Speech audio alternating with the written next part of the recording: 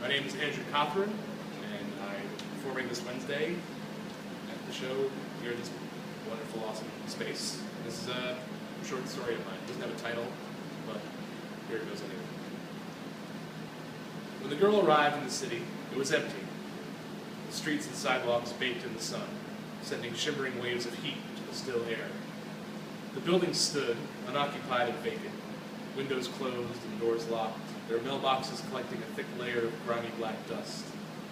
At night, the streetlights still turned on, the traffic signals did their red, yellow, green dance in every intersection. Her refrigerator still clicked on in the middle of the night, whirring through the undecorated halls of her new apartment. Storefront windows were filled with unclothed, expressionless mannequins. When she stepped outside, however, there were no sounds of birds or car horns or airplanes overhead, just the dull echo of her shoes on the pavement and the nervous breath rattling in her chest. She didn't mind the loneliness at first. She took walks in the park, watching the sun set behind the ghostly skyscrapers that towered above her. At night, she went to an old movie theater that still showed cracked prints of long-forgotten films, though she could never find a projectionist or anyone in the box office to hand her a ticket. She drank alone in a dimly lit bar along the harbor, surrounded by the wood carvings and pictures of the long-ago drowned that adorned the walls. The girl had spent long stretches of time by herself before. When she was young, she wandered through the woods behind her house, searching for impossible creatures, pushing through thorny bushes that left crisscrosses of red marks along her arms. In college, she stayed in her dormitory, reading the dictionary, circling her favorite words with a dull pencil. As alone as she was in those times, she knew that it was never long before her mother called her for dinner, or one of her friends came along to drag her away from her desk. The city must be the same way, she thought. If she just waited, someone would come. But nobody did. Even in the grocery stores and large parking lots and on the salt-worn boardwalks, she never saw another living soul. She grew worried.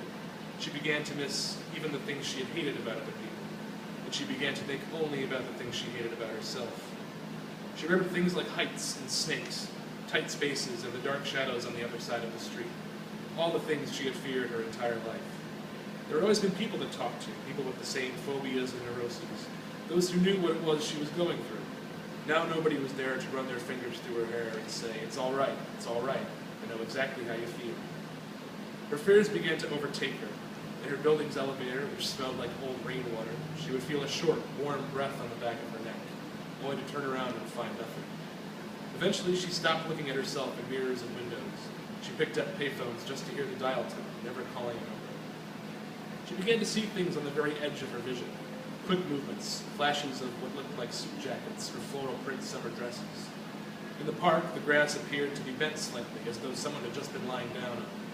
She would find half-eaten sandwiches on plates outside of darkened cafes. One night she was awoken by a loud thud in her kitchen. With one shaking hand, she turned on the light.